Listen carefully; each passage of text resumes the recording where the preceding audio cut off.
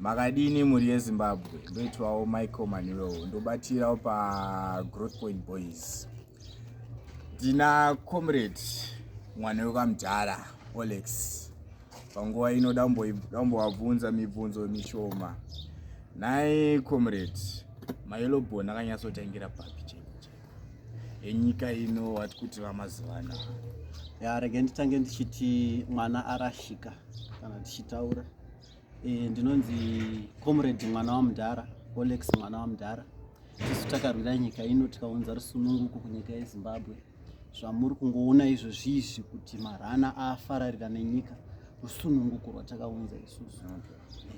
Manga mandibvunza mubvunzo wekuti Mayellow Bone akabva kupi akatangira kupi. Nyaya yatiri kutaura ndeyekuti Mayellow Bone akatangira pa1st Chimurenga ndo pakabva Mayellow Bone. Zvakanyatsofamba sei? Kuti azova Mayellow Bone, this was indeed I was born in 1962.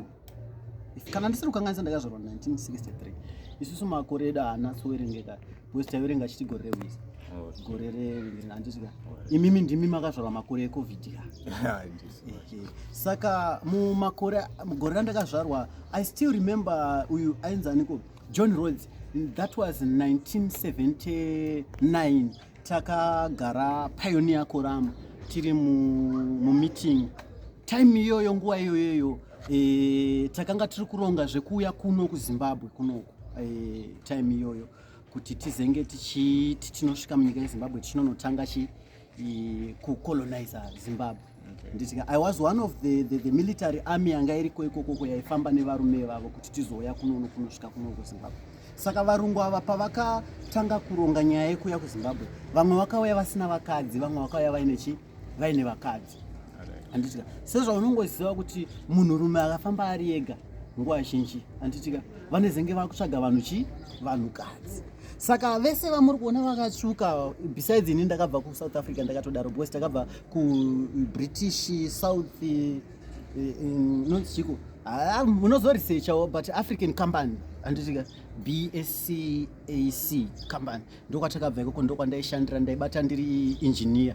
Ndini ndaita engineering dzese. Saka time iyo varungu pavakauya vari munzira umu takafamba mafoti akasiyana siyana. Vaiti tikasvika patinenge tasvika vovaka musasa anditika wobva wamhanya kunonotsvaga kuma kings anga ariko ikoko wopuwa mabhebhi tumhandara chaito chaizvo mhandaro dzeblack kudarika zvawakaita izvizvo dzakasviba kuti ndo. Saka time iyoyo ndo pakasangana ava varungu nevashona vapazvarwa vana vatsvuku.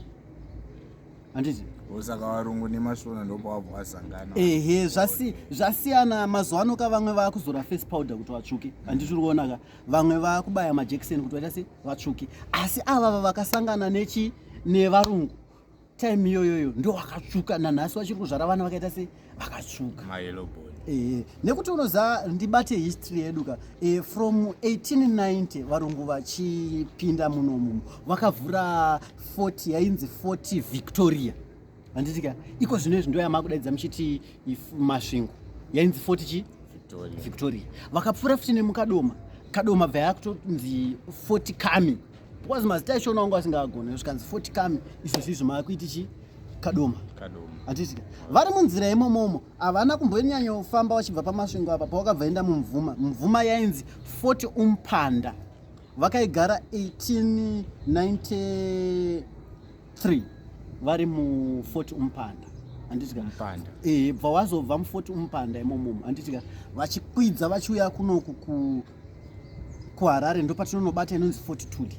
But tichibva muFort Tuli ndo panozosvika mukomana ainzi ndakukanganwa zita rake zvayo asi ainzi Salisbury. Handitika ndo pamunozonzwa yakuzonzi Harare yamakungopinda everyday yamakungojairira mamusingapindwe kamuHarare umomo kungoyerekana wangoti wapinda kana kuti kuputa fodya dzatakuputa idzi dzinodhura idzi.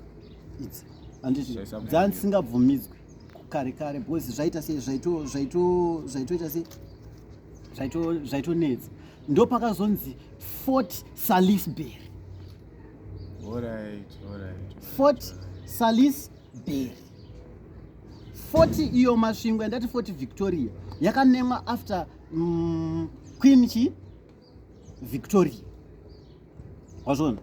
Ndo zvakaitika. Saka kusvika zuva ranhasi makungotidadira mangotivhairira zveduka, but ndo kufamba kwakaita kuti vanhu vagozonzi vamwe mayelobhoni, vamwe vagozonzi makedha. Vasikana ndo vanonzi mayelobhoni ka, vakomana vanonzi makedha.